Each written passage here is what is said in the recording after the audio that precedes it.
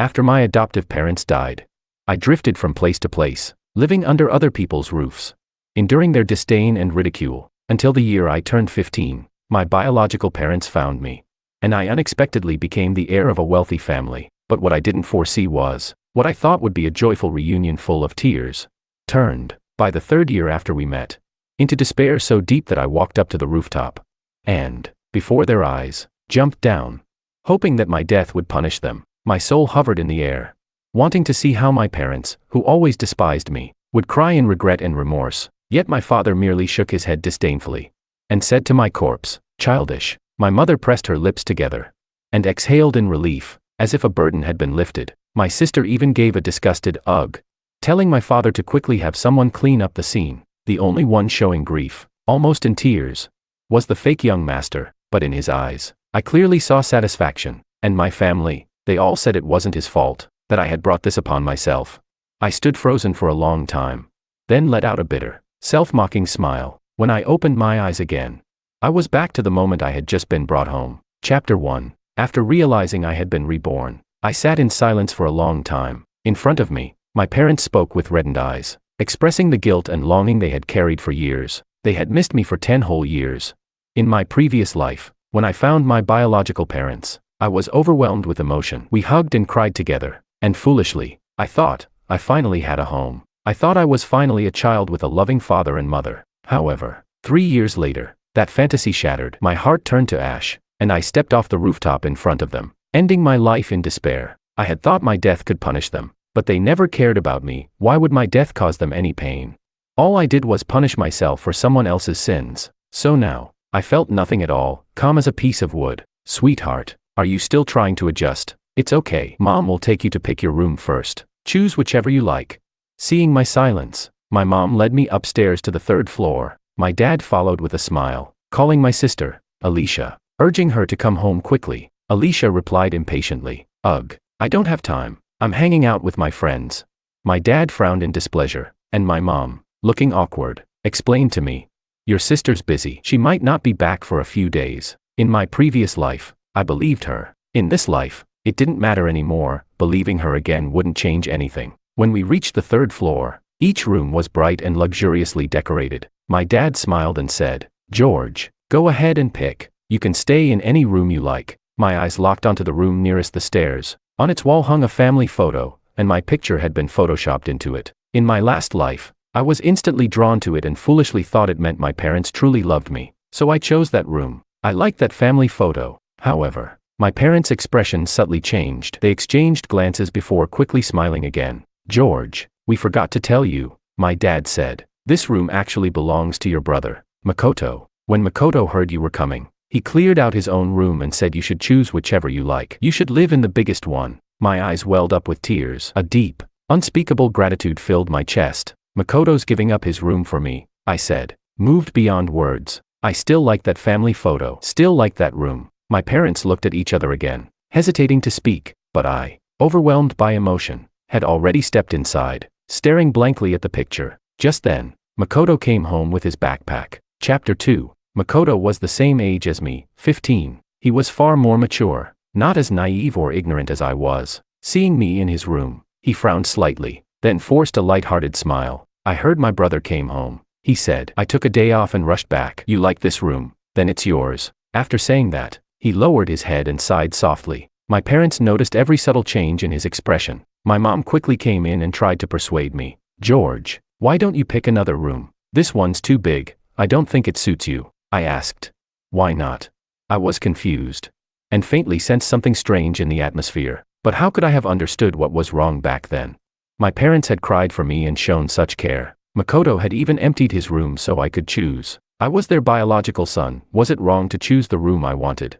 So, I was full of questions. My mom's expression changed again, as if she wanted to speak but stopped herself. My dad grew more stern, but said nothing. Makoto stepped forward to ease the tension. "Brother, it's fine, stay here. This house is yours too. You can live wherever you want." Chapter 3. I settled in. In the village, all I ever did was feed pigs or work the fields. Even after coming to the city, that was still all I knew how to do. But in the city, there were no pigs to feed, no fields to till, so I didn't understand, what was I doing wrong?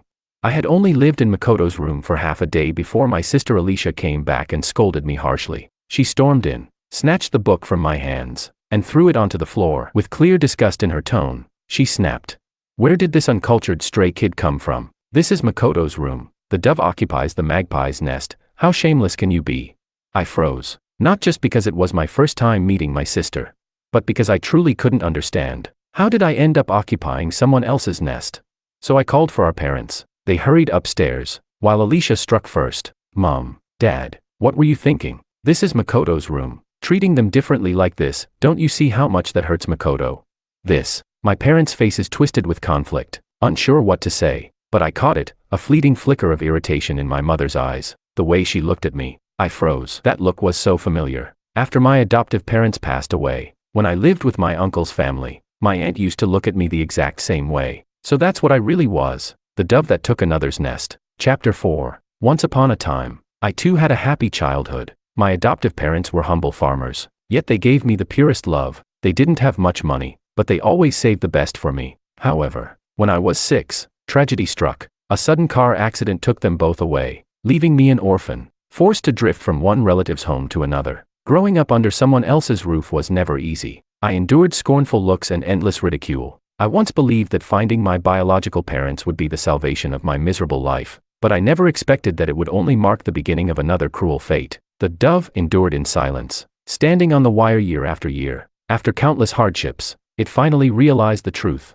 Things once lost and later found are like unexpected windfalls. They surprise you only because you had already given up ownership of them. In the end, the dove jumped off the building. How foolish it was. This time, I must not be foolish again. This time, I won't fight, won't compete, and I will no longer treat them as my family. A faint smile crossed my lips as I pointed toward the smallest room at the far end. I'll take that one, I said. My parents froze for a moment, then forced a relieved smile. Pretending to scold me, they said, "That's the storage room. Why pick that? Choose another one." "I'm used to small rooms," I replied. My tone tinged with a hint of self-mockery. They sighed, then agreed. Just like that, they calmly allowed their biological son, the one who had been missing for 10 years, to live in the storage room. The fake young master, Makoto, returned just in time. He came upstairs, surprised to see me settling into the storage room. I glanced at him, my face calm and unreadable. He thought I didn't know that he had deliberately edited that family photo, luring me into choosing his room. From the very first day I came home, he had already planned everything. He took 3 years to drive me out of this house, and I, through my own death, finally understood one truth. The best way to find redemption is to save yourself. The best way to feel love is to love yourself. Chapter 5. I moved into the storage room and closed the door. Makoto brought over the family photo and said, "Brother, I prepared this especially for you. Please, take it," I replied. "I'm not interested in fake photos, thanks." Speaking through the door, I took out the books I'd brought from the countryside. From the moment I was reborn, I already had a plan. I would save myself. I would love myself. For me now, the best way to live is to learn, to grow, and to become independent. Makoto spoke again from outside, voice uncertain. "Brother, are you upset with me? I understand. I'm the one who occupied someone else's nest. After all, he seemed to be talking to me. But in truth, his words were meant for our parents." As expected, my mother rushed to comfort him. "Your brother's probably just tired. Don't overthink it," my father added.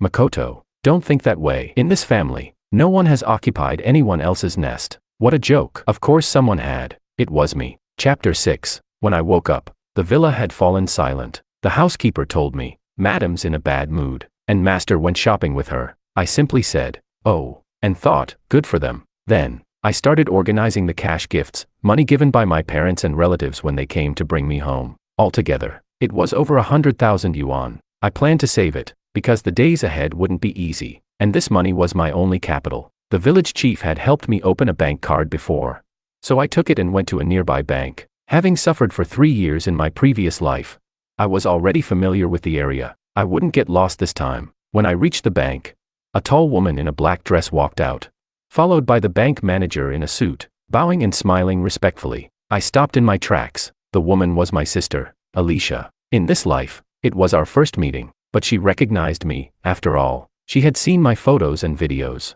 She glanced me up and down, rolled her eyes, and said, "George?" "Yeah," I replied lightly. The bank manager's eyes lit up, and he asked enthusiastically, And who might this be? Alicia let out a cold snort and snapped. What's it to you? Why are you asking so much? The manager chuckled awkwardly and hurried away. Alicia turned back to me. So, you just got home, and you're here for what? I shrugged. To deposit money. I answered truthfully, walking over to get a queue number. Deposit money? Those cash gifts? Alicia sneered. I thought you'd hand them to mom and dad for safekeeping. That's what we all did as kids. I didn't respond. Alicia gave a short, disdainful laugh. You sure are greedy. But remember, you can cling to your own money all you want. Just don't touch what doesn't belong to you. Exactly the same as in my previous life, the first week after I returned back then.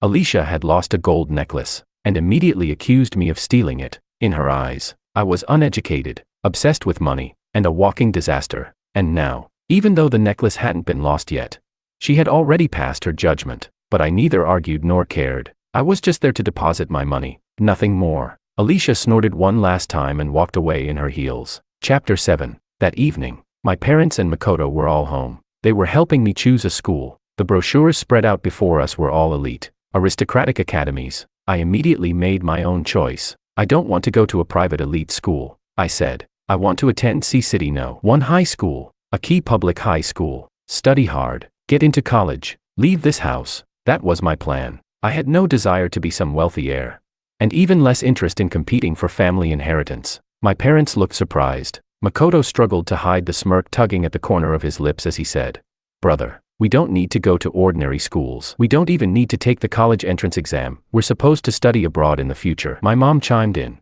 "That's right, George. You and Makoto can both attend Blue Sky Academy. We'll take care of your future for you." My dad's eyes flickered, deep in thought. I knew exactly what he was thinking. In my previous life, I had attended Blue Sky Academy and instantly became famous. Not because I was exceptional, but because I didn't fit in at all. A boy from the countryside studying alongside the sons and daughters of C-City's richest families. I stood out like a weed in a rose garden. When people found out I was the Wang family's long-lost heir, they came just to laugh. They saw I was dark-skinned, skinny, and plain-looking, a textbook poor loser who didn't belong in their world. Makoto only fueled the fire. He not only got others to pick on me, but even paid the class beauty to talk to me. When I finally let my guard down, she suggested a night run, and then accused me of harassing her, of trying to assault her. I became the school's laughingstock overnight, dragging the Wang family name through the mud. My father was furious. He slapped me so hard I fell to the ground. He shouted, "I knew this would happen when I let you attend that school.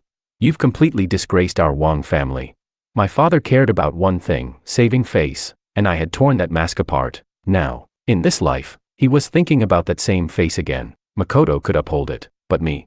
I only like public schools, I said firmly. Let me attend C-City No. 1 high school. My mother opened her mouth to argue, but my father cut her off. Enough. Let the boy decide for himself. If we love our children, we shouldn't force them. I almost laughed, but held it in. The laughter that never escaped my throat curled into a cold, bitter ache in my heart. Chapter 8. I started high school. C-City No. 1 high school. It was the farthest school from home, so after 2 weeks of classes, I took the chance to propose that I live on campus. Everyone at the dinner table looked surprised. Alicia glanced at me with that mocking tone of hers. "Live on campus? George, why do you seem so distant from mom and dad? You've been home for over half a month now, still not used to it." How could I possibly get used to it?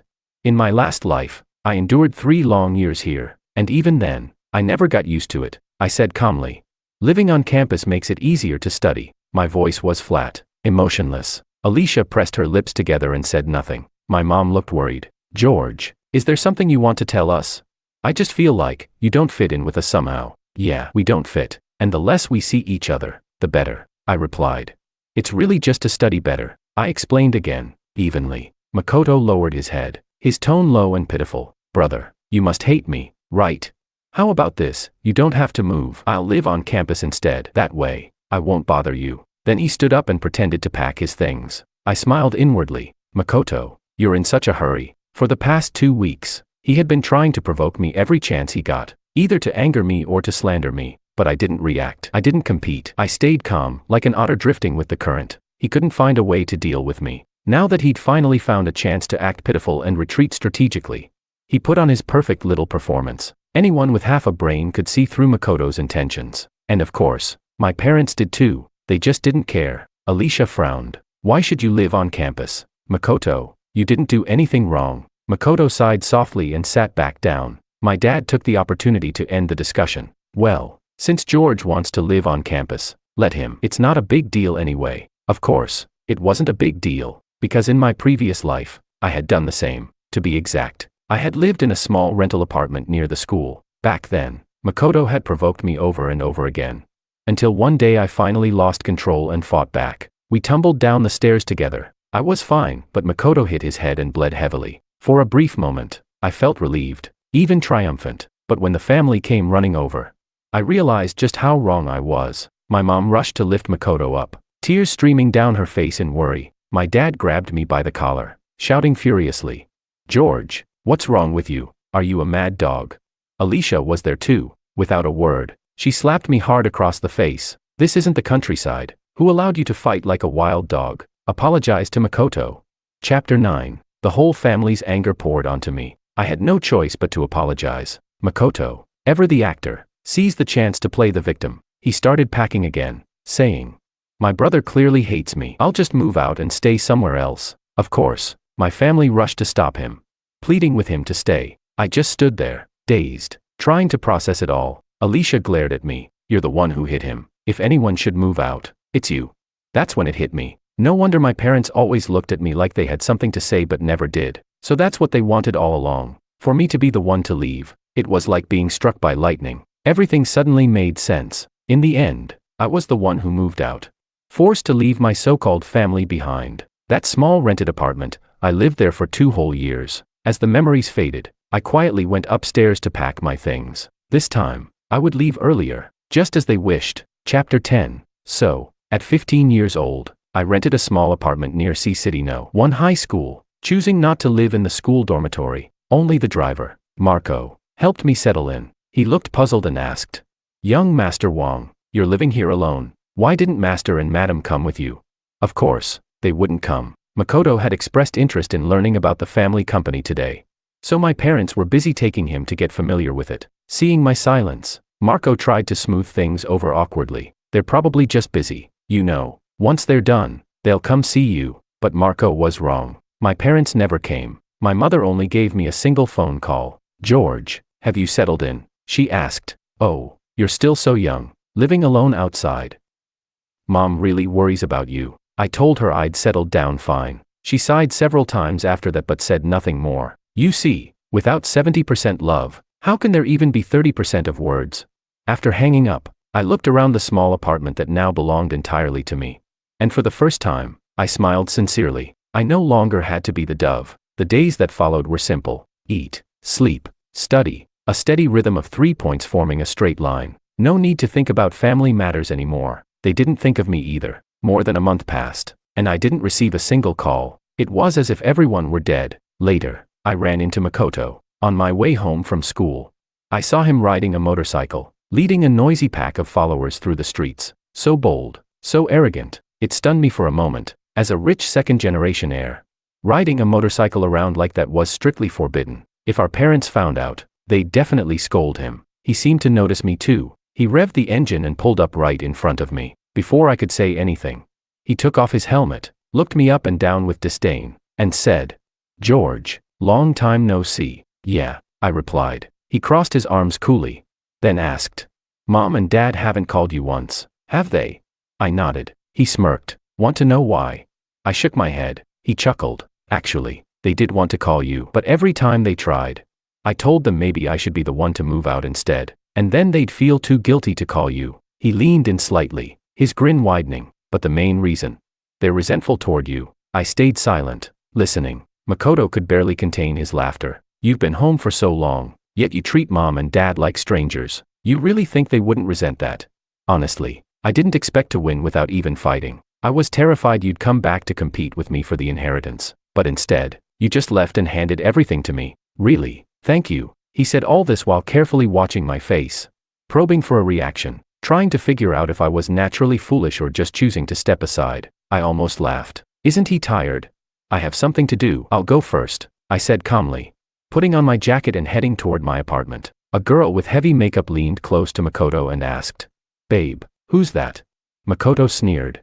"Who else? My cheap parents' biological son." The girl frowned and hissed, "Hey, Don't speak that way about Mr. and Mrs. Wang, Makoto scoffed, spat on the ground, and turned his bike around, speeding off without care. Clearly, he didn't respect our parents. He didn't even love them. I smiled faintly. Mom, Dad, you're the ones I pity the most. Chapter 11. During the summer break of my first year in high school, I decided to go home for a visit, but when I arrived, the house was empty. The housekeeper, who was cleaning the pool, told me, "Sir and Madam went on vacation to the seaside with the family. They left yesterday." She looked puzzled. "They didn't tell you?" I didn't answer. I just turned and left. Halfway back, my phone buzzed. It was a message from my mother on WeChat. "Mom, George, we're going on a seaside vacation for at least half a month. Do you want to come along?" I stared at the message, finding it absurd. They were probably already at the beach, and now she remembered to invite me. I thought for a moment, then deliberately replied, "I'll go." There was a long silence. Then finally, her reply came, "Mom, George, then hurry home within half an hour. Your dad made a silly mistake with the tickets. We have to leave right away." Half an hour? Their villa was in the east of the city, while my school was in the west. Even by taxi, it would take nearly an hour. My mother was clever. That was her way of neutralizing my attack. I replied simply, I can't make it in time. You all go ahead." I smiled as I sent it. What was I laughing at? I honestly didn't know. Chapter 12. That summer, I didn't slack off. To prepare for the college entrance exam, I hired a private tutor and studied in advance. I spent nearly the entire vacation buried in books. When I got tired, I'd check my phone, scroll through social media. Every now and then, my parents' updates would pop up in my WeChat feed. They loved posting photo grids, 9 pictures at a time. One of them would be a selfie of the two of them. One, a heavily filtered photo of my sister, Alicia, and the other 7. All Makoto. Makoto surfing, Makoto flying a helicopter, Makoto riding a jet ski, Makoto steering a yacht. He sure knew how to show off. And me? Just a clueless country bumpkin. Of course, I didn't care. Not anymore. Unlike in my previous life, when they deliberately left me behind and I, foolish and anxious, called them to ask if they had forgotten me. This time, I didn't. Now, I just gave every post a like, no matter who posted it. I'd tap that little thumbs up, a silent blessing. May you all be happy and well. Chapter 13. After the new semester began, I continued studying methodically, keeping a steady pace and climbing from average to the top 5 in my grade. In school, students with good grades always drew more attention. Soon, people started calling me the study god, and one day, I even received a love letter. A girl wrote that she admired how smart and humble I was, and that she thought I was handsome. I froze for a long time, completely dazed. The rest I could understand, but handsome? Who? Me. I turned to my deskmate and asked, "Do you think I'm handsome?" He rolled his eyes dramatically. "Ugh, stop showing off." Yeah, you're handsome." "Wait, what? Seriously?" I pulled out my phone and, for the first time in days, really looked at myself in the camera. And well, he wasn't wrong. I didn't look like that dark, skinny, malnourished monkey anymore. My features had grown sharper, more defined. I had changed, actually changed. Maybe it was because I'd stopped draining myself emotionally, and my spirit had begun to heal, which showed on my face. Turns out, when a man starts treating himself better, when he learns to love himself first, everything changes. As I stared at the reflection on my phone, I forgot to blink. My eyes grew hot and stung with tears. My deskmate gasped, "Dude, did you just cry because you realized how handsome you are?" Chapter 14. My grades kept improving day by day, and as they did, I too began to change. I didn't pay much attention to it, because as I grew older, my desire for independence grew even stronger, especially after entering my final year of high school. I often dreamed of pulling off a loser's comeback, of building my own career, standing tall at the top of the world, with everyone looking up at me. How laughable my past life had been. 3 entire years, completely wasted. All I did was beg for attention, for love, from my family. I just wanted parents who loved me. But on my 18th birthday, I ended that miserable life by leaping from a rooftop. 18. It's a special age. I knew something big would happen that day, and sure enough, early that morning, my mother called. It was the first call in half a year. The last one had been on New Year's Eve, asking me to come home for the family reunion dinner. I hadn't gone back. I just made dumplings by myself in my apartment. I picked up the phone. My mother's cheerful voice came through. "Son, it's been such a long time. Mom's been afraid of disturbing your studies, so I didn't dare call you." I answered faintly, indicating I understood. Then she got to the point. "It's like this. We're planning to send Makoto abroad for college. Do you have any thoughts about that? Would you like to study abroad too? Her words stirred up a storm inside me, dragging me back to that blood-colored sunset, the day I died. She had asked me the same question then. Do you want to study abroad? And I had said, yes, after 3 years of torment. I was neither fully human nor ghost, weak, pitiful, broken, but I clung to Makoto with all my strength. I refused to accept it. Why could a fraud steal the life that should have been mine? Why was I the dove in someone else's nest? I was their real son. So, when Makoto was to study abroad, I wanted to go too. I couldn't bear to fall behind. I still remember clearly the way my parents' expressions shifted slightly. Just like the day I first returned home and chose Makoto's room. Chapter 15. Deep down, I already knew. They weren't really asking for my opinion. They were just going through the motions. They had no intention of sending me abroad, but I was blinded by anger. I couldn't let go. I had to cling to Makoto. My mother sighed softly. George, studying overseas isn't easy. If you just waste time, you'll fail your classes. Besides, your English isn't good, and you haven't been studying seriously these past few years. How could I have studied in peace? Even though I had biological parents, I never truly had a home. I didn't argue. I just said coldly, I want to study abroad. Our family isn't short on money. Send me. Out of the corner of my eye, I caught Makoto's smirk. My father lit a cigar and spoke in a low, heavy tone. It's not about money. Sending you abroad means paperwork, arrangements, and coordination. Too much trouble. He didn't want to be bothered. I can handle the paperwork myself, I said. It won't trouble anyone. My father snorted impatiently. What do you know, country boy? If you cause trouble overseas, who's going to clean up your mess? We're all busy. Try using your brain for once. Rage burned inside me. I snapped. If everyone's so busy, aren't you afraid Makoto might cause trouble abroad too? You. My father's face darkened. He was so angry he snapped his cigar in half. Alicia shook her head and said coldly, what nonsense. Makoto's well-behaved. He's not the kind of person who stirs up trouble. I shot back. Well-behaved. He was drunk driving and almost killed someone. How long ago was that? In the next instant, Makoto put on a pained expression and said, brother, why would you curse me like that? Are you wishing me to die in a car crash overseas? My father's face turned thunderous. Without another word, he stood up and slapped me hard across the face. George, he roared, are you looking for death? Chapter 16. Blood trickled from the corner of my mouth after that slap, and the emotions I had bottled up for so long finally exploded. Like a beast gone mad, I roared. Who the hell do you think you are to hit me? It was you who asked me whether I'd go abroad. You asked me. You've never treated me like family, never. You'd be happier if I were dead. Is that it? Will you only be satisfied when I die?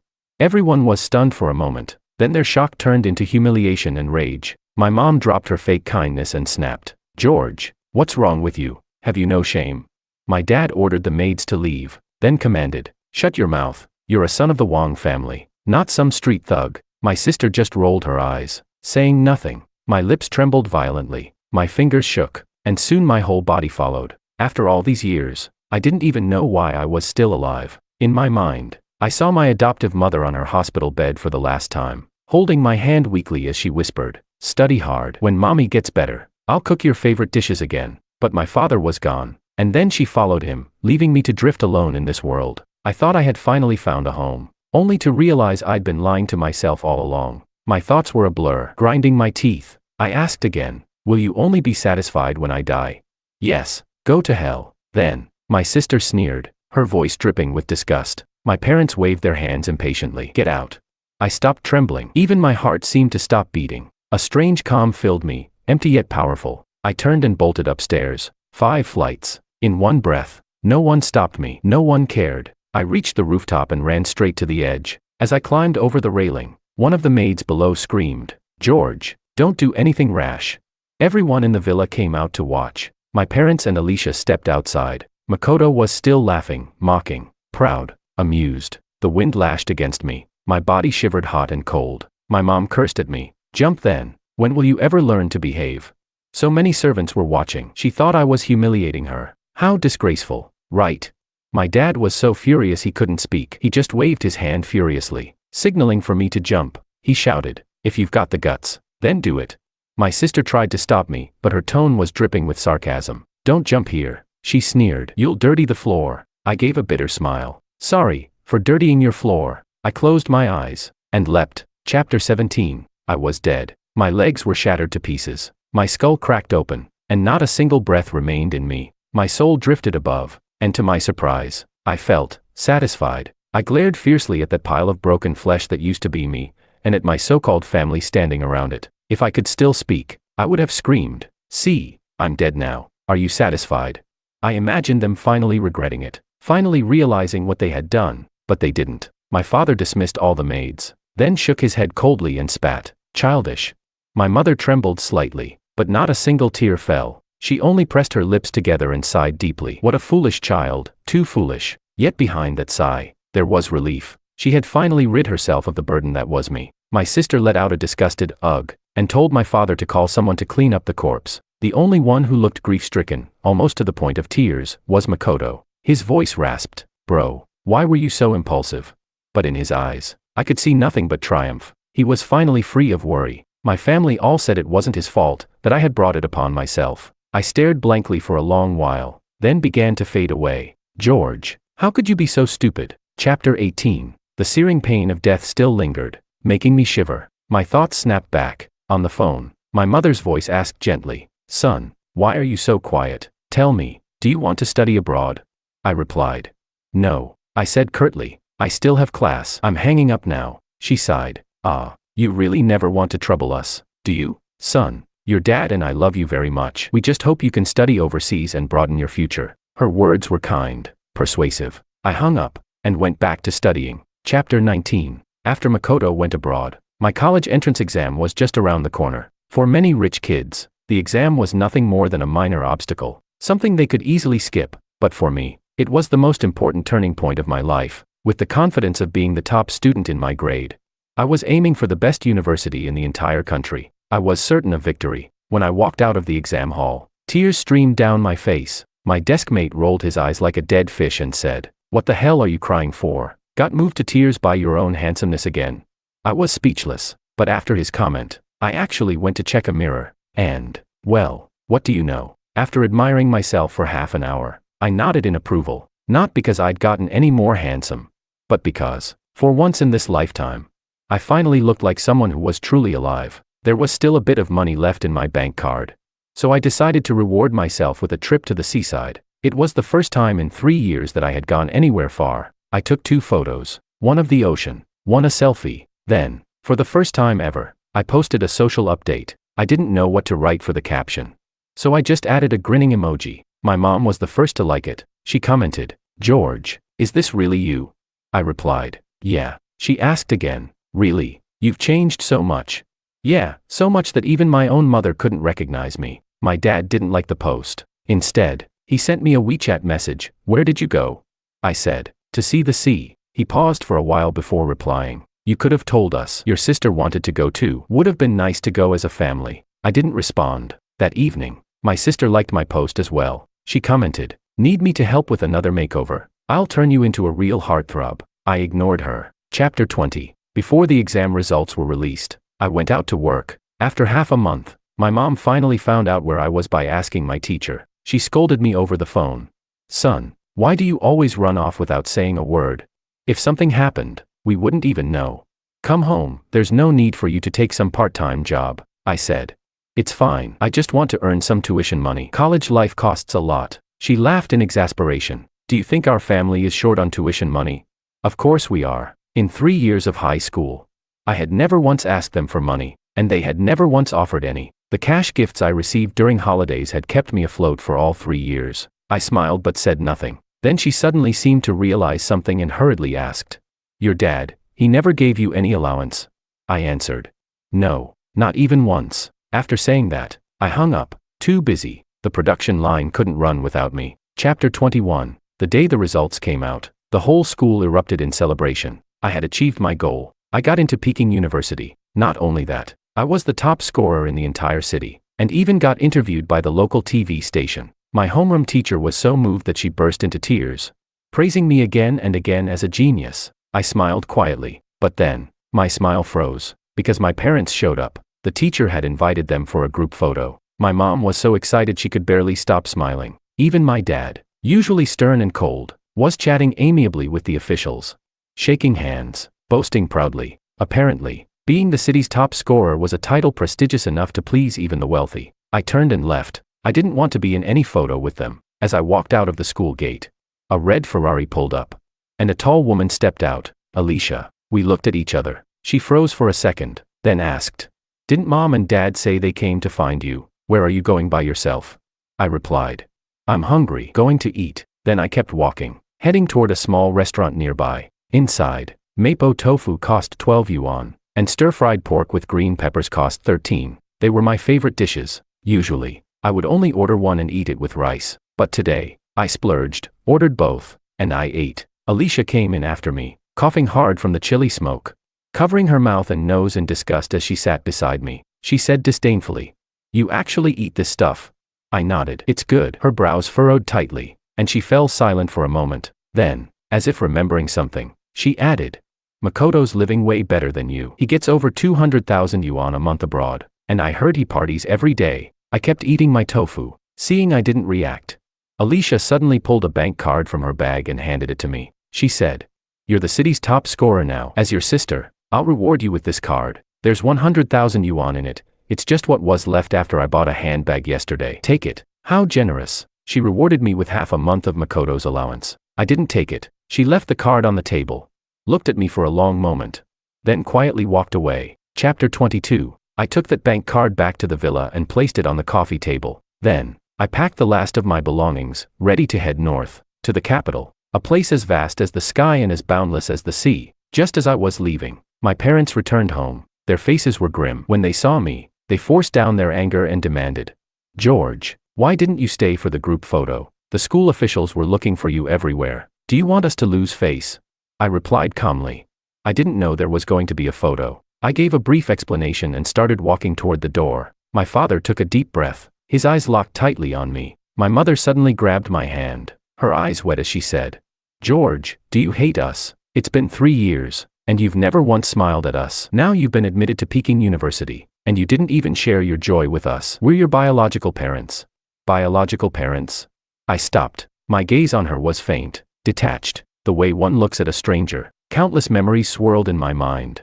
And in the end, they all settled into a calm, still well, not a single ripple. I said softly, "You're mistaken. I just wasn't born someone who smiles a lot." Absurd.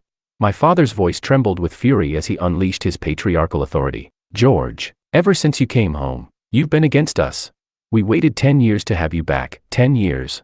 All we wanted was to be close to you, but you, always that cold face. You can't even get along with Makoto. What? Do you think we owe you something?" "That's right. You do owe me." For the first time in a long while, something rippled inside me, a single drop that spread outward, turning into waves. And finally, into a raging storm. I stared at my furious father, at my sorrowful mother. Then I asked, "If, on the day I came home, I had chosen Makoto's room, would you have agreed?" They froze for a moment, then quickly nodded. "Of course, you could have stayed anywhere you wanted," I said. "Then call Makoto right now. Tell him I want his room." I set my suitcase down. They stiffened, eyes darting nervously. My father hesitated. It's late in America. Makoto's probably asleep." "A good excuse," I continued. "Then what about the time you went to the seaside? If I'd told you to wait for me, would you have waited?" "Of course," my mom jumped in. "Didn't I say we should wait? It was your dad, he bought the wrong tickets." I was furious about that. I smiled faintly. "That day, I came back. You'd left the day before." Her face went pale, her throat tightened as if someone had grabbed it. I pressed on. "On my 18th birthday, if I had insisted on going abroad, would I have gotten 200,000 yuan a month, like Makoto, to live freely overseas?" "Yes," my father said firmly. "Good," I said. "Then I'll go abroad now. Please help me with the paperwork, and tell Makoto I'll be coming." My gaze darkened. My father froze again, stammering, "That might not be proper. Let's, discuss it with Makoto first, after he wakes up." I laughed, picked up my suitcase, waved my hand, and said only one word, "Goodbye." No one chased after me. Only 2 people stood there, ashamed and anxious, watching me walk away. Chapter 23. After enrolling at Peking University, I became even more diligent, because I wanted to become a powerful CEO standing at the peak of the mountain, not a self-pitying, real young master wasting his life away. In my sophomore year, Alicia came to the capital with some friends. She dropped by to see me. The first thing she did was complain. "Makoto's getting worse and worse abroad, completely out of control." I asked her what happened. She hesitated for a long time before finally muttering.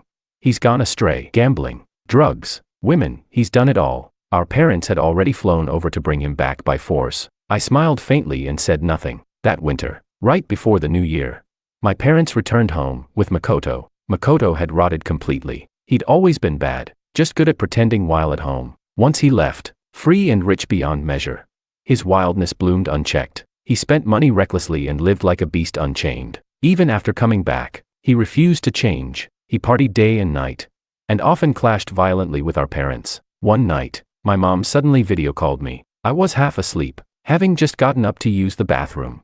So I answered. On the screen, her hair was a mess, her cheeks swollen red, her eyes filled with despair and exhaustion. I asked, "What happened?" She burst into tears. "Your brother, he brought several women home in the middle of the night to mess around. It was disgusting. I scolded him, and he hit me. Look at my face."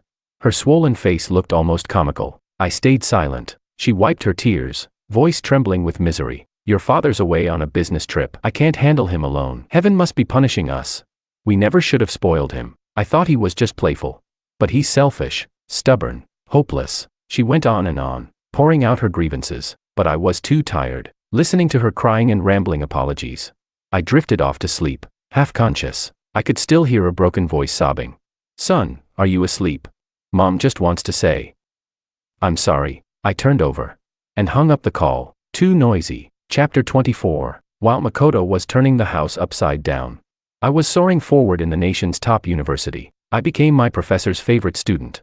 My name appeared in academic journals, and I spoke confidently at national conferences. By senior year, I was already a rising star, a name admired and discussed across the field. My parents, surprisingly, had been keeping tabs on me all along. They would often send messages, praising me, calling me the pride of the Wang family. I never replied. That same year, my father fell ill. They said it was due to rage and stress.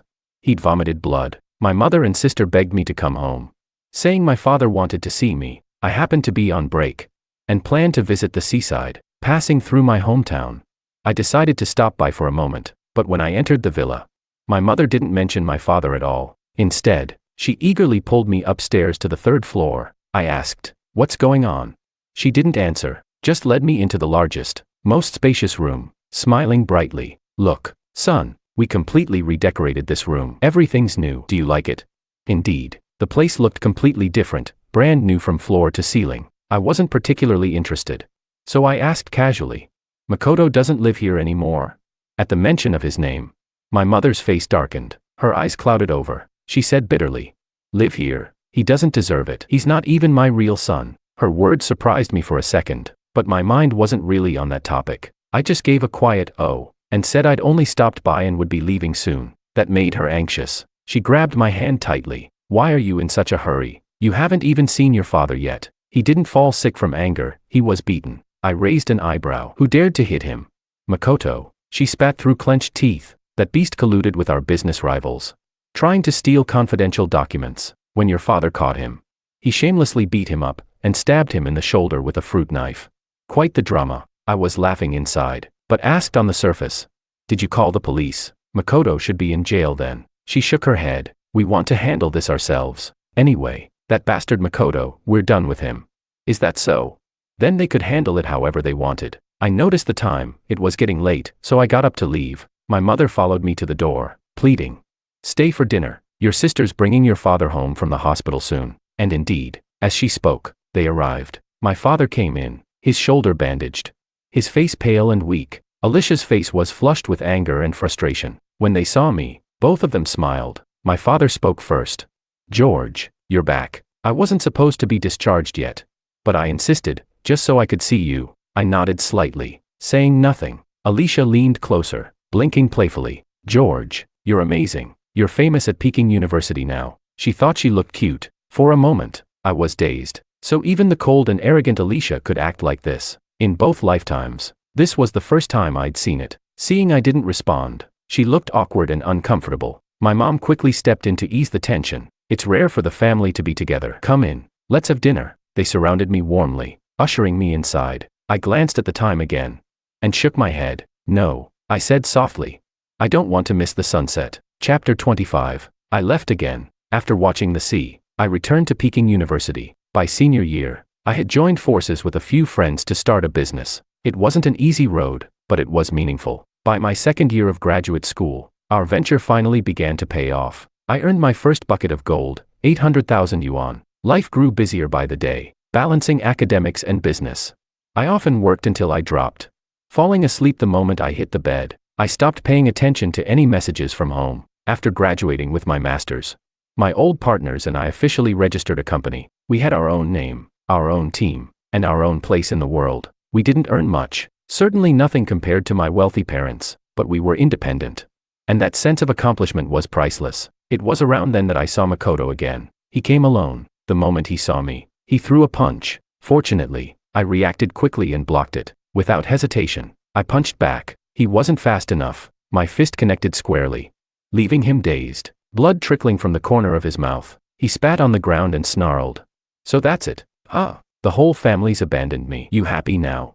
I calmly took out a tissue and wiped my hand. Didn't respond. He gritted his teeth. George, you win. I never imagined that your distance from the family was part of a grand plan. Retreating just to advance. What a ruthless strategy.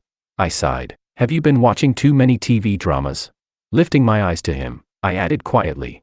Did it ever occur to you that maybe I stayed away from the family, simply for my own sake? Bullshit, Makoto shouted, eyes wide with rage. Mom, Dad, even Alicia, they've all cut ties with me because of you. They don't recognize me anymore. You're the only son they acknowledge. I shook my head and called the police. The officers arrived soon after and took Makoto away. After giving my statement, I decided to inform my mother. When she heard my voice, she trembled with excitement. Son, you finally called. It's been years since you came home. How have you been? I heard you started a company. Are you tired? Are you? I cut her off. I called to tell you. Your son's at the police station. Come pick him up. What? I briefly explained the situation, intending to hang up. But she burst into tears. George, you're my son. Makoto's been banished. We don't want him anymore. I don't want to bring him home. I want to bring you home. Can I? No, I was busy, I replied. No. Chapter 26. After being named one of the top 10 outstanding young entrepreneurs of the capital, the year's end was approaching once again. I stood before the floor-to-ceiling window in my CEO office, a glass of wine in hand, quietly savoring the view of the glittering city lights. At that moment, I was 30 years old. From 15 to 30, I had walked a road 15 years long. It hadn't been an easy one. Jumping off a building only takes 3 years, but to rise from nothing to the top of the mountain, that takes 12 more. And I was grateful that I had chosen those 12 years. 12 years had changed everything. The leading corporation of City C, the empire my parents built, had fallen. When the tree collapses, the monkeys scatter. Their downfall was miserable. Rumor had it they even mortgaged their villa. Makoto had gone to prison. After losing his financial lifeline, he got involved in dirty business and took a life. He was sentenced to 20 years. As for Alicia, she had tried to save their company, using the family's remaining funds to start a new one. At this very moment, she was waiting outside to see me. She had been waiting since morning, until the night had fallen. My secretary knocked softly. Mr. Wang, that lady still refuses to leave. I nodded, put on my coat, and stepped out. When Alicia saw me, she forced a small, flattering smile, but her eyes brimmed with sorrow that could not be hidden. The once proud and dazzling heiress had lost all her light. When we met, she didn't call me George anymore. She greeted me formally. Good evening, Mr. Wang. I signaled to my secretary to pour her a glass of water, then smiled politely. Miss Wang, I've reviewed your proposal. I'm very sorry, but it doesn't meet my expectations. Her lips quivered, but she couldn't find the words to speak. I stood up and said lightly, well then, I'll be heading off. It's getting late. That was when she finally spoke, her voice trembling. Dad and Mom miss you so much. Could you visit them? They talk about you every day. I paused. Before I could respond, she sniffled, her voice breaking as tears welled up. You've changed so much. You're like a stranger now, but we're still family, aren't we? Could you please not be so heartless? I turned and looked at her. And once again, the image from my past life came to me. Alicia slapping me across the face, calling me a bastard child. I smiled. When I was 15, I said quietly, I never begged you not to be heartless. So now, you shouldn't beg me not to be. That was my answer. Alicia froze, lowering her head, her spirit completely broken, and I yawned, stepping out into the lazy glow of the night, humming softly. I walked toward the future that awaited me, a future filled with peace, confidence, and self-love. That broken body, once lying in a pool of dirty blood, no longer needed to beg for anyone's love. He had gathered his strength, stood up, smiled proudly, and finally learned to love himself.